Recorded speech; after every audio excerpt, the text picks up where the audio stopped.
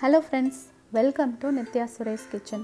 இன்னைக்கு நம்ம கிச்சன்ல நேந்திரம் பழம் கொழுக்கட்டை எப்படி பண்ணலாம்னு பார்க்கலாம்.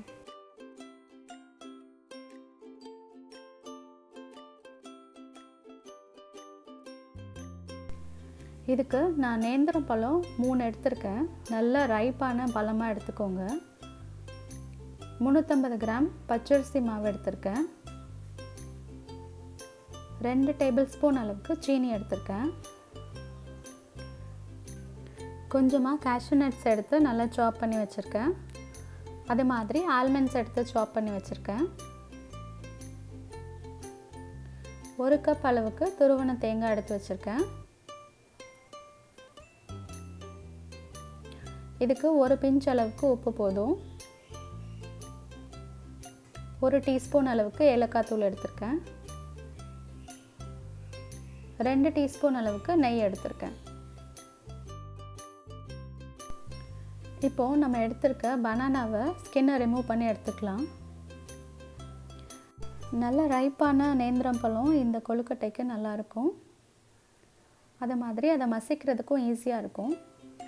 இப்போ இந்த நேந்திரம் பழத்தை நல்லா கட் பண்ணி எடுத்துக்கலாம்.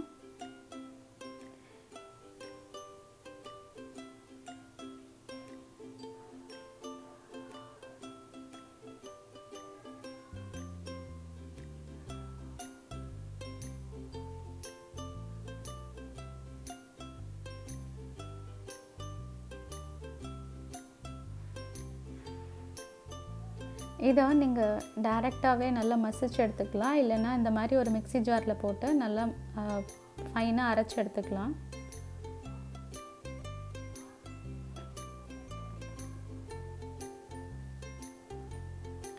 நான் எடுத்திருக்க 3 பழத்துக்கு இந்த அரிசி மாவு போதுமானது.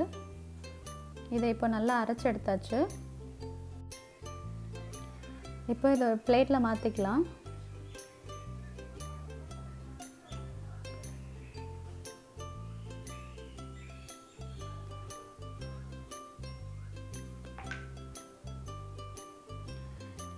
இப்போ ஒரு பேனை மீடியம் ஃப்ளேமில் வச்சுக்கோங்க. அது கூட 1 டீஸ்பூன் அளவுக்கு நெய் சேர்த்துருக்கேன். நெய் நல்லா உருகுனதும் அதில் நம்ம நட்ஸ் வறுத்துக்கலாம். இப்போ நான் அது கூட பாதாம் பருப்பு சேர்த்துக்கிறேன்.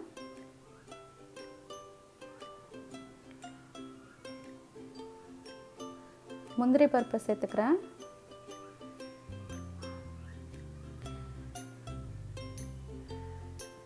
இதை கொஞ்சம் நல்லா வறுத்துக்கோங்க. நல்லா கோல்டன் ப்ரௌன் ஆற வரைக்கும் இதை நல்லா வறுத்து விட்டுடலாம்.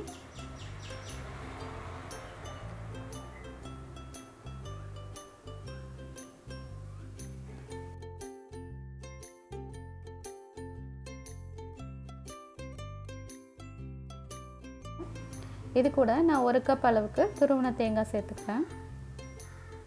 சேர்த்து நல்லா இதை ஒரு தடவை வதக்கி விட்டுடலாம்.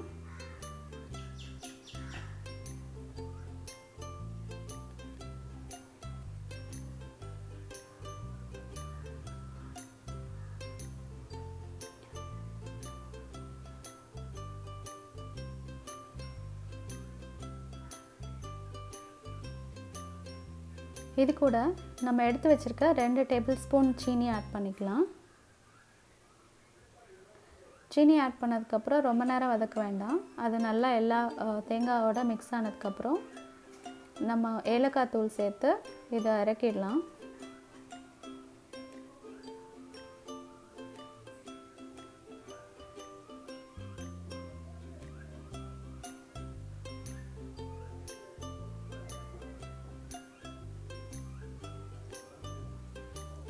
இது கூட நான் 1 டீஸ்பூன் அளவுக்கு ஏலக்காய் தூள் சேர்த்து நல்லா மிக்ஸ் பண்ணிக்கிறேன்.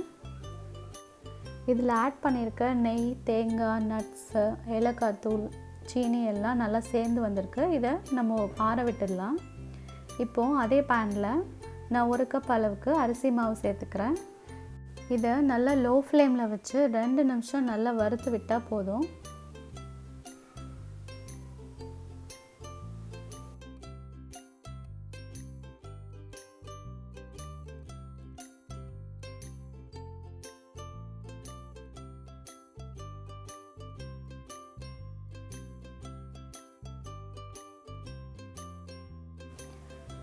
அரிசி மாவு நல்லா வறுந்துடுச்சு. இப்போது நம்ம ஸ்டவ் ஆஃப் பண்ணிக்கலாம். இதே இப்போது நம்மளோட நேந்திரம் பழம் மிக்ஸோடு சேர்த்து நல்லா பிசைஞ்சு விட்டுடலாம். இந்த மாவை ஃபுல்லாக ஒரே டைமில் போடாமல் கொஞ்சம் கொஞ்சமாக ஆட் பண்ணி நம்ம கலந்து விட்டுக்கலாம்.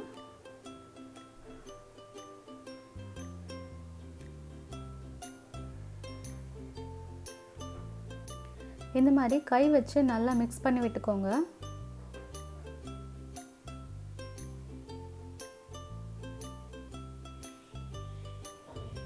இந்த மாதிரி ஆட் பண்ண கொஞ்சம் கொஞ்சமாக அரிசி மாவு சேர்த்து பிசையும் போது அந்த கன்சிஸ்டன்சி நல்லா வரும்.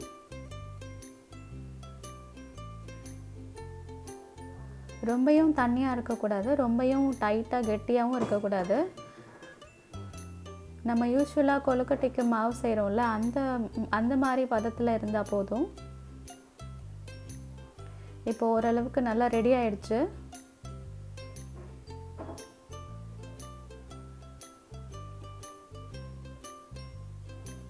இப்போ இது கூட நான் ஒரு பிஞ்ச் அளவுக்கு உப்பு சேர்த்துக்கிறேன். இது கூட ஒரு டீஸ்பூன் அளவுக்கு நெய் சேர்த்துக்கலாம்.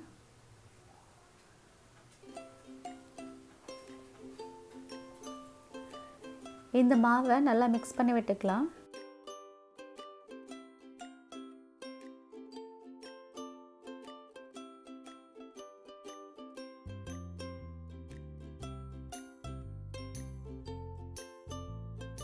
கொழுக்கட்டைக்கு மாவு ரெடி ஆயிடுச்சு.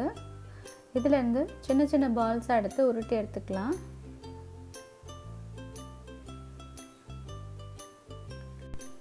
இதை நல்லா கைட்டு தட்டி எடுத்துக்கோங்க.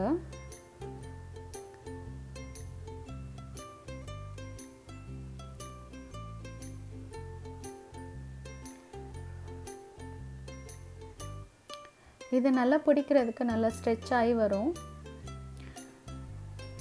இதில் நம்ம பூரணம் செஞ்சு வச்சுருக்கோம்ல, அதை ஆட் பண்ணிக்கலாம். இப்போது இது கூட நான் தேங்காய் எடுத்து ஒரு ஸ்பூன் அளவுக்கு ஃபுல்லாக உள்ளே வச்சிடுறேன்.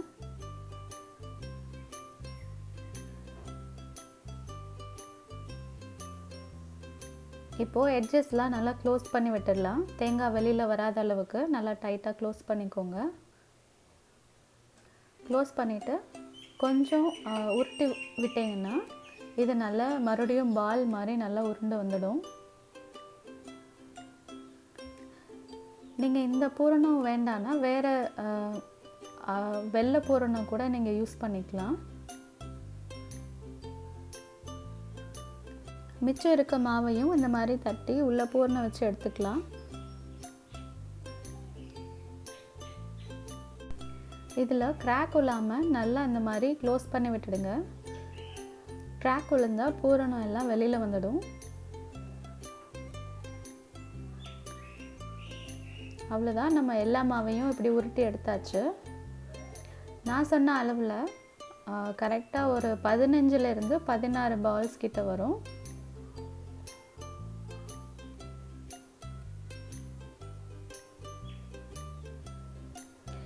இப்போது நம்ம ஒரு ஸ்டீமர் பிளேட் எடுத்து அதில் நல்லா நெய் தடவி எடுத்துக்கலாம். எண்ணெய்னாலும் தடவிக்கலாம்.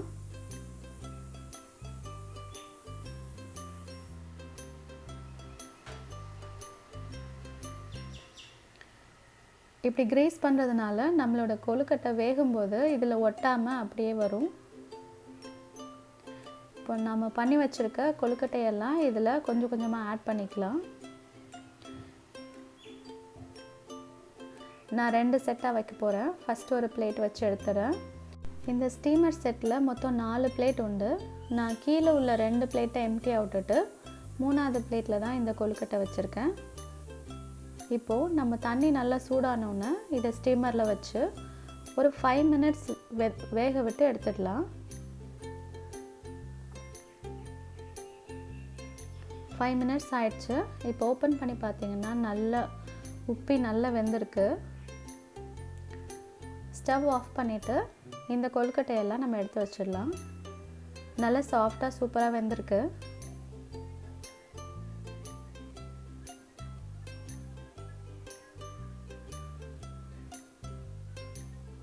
அவ்வளோதாங்க, நம்மளோட நேந்திரம் பழ கொழுக்கட்டை நல்லா ரெடி ஆயிடுச்சு.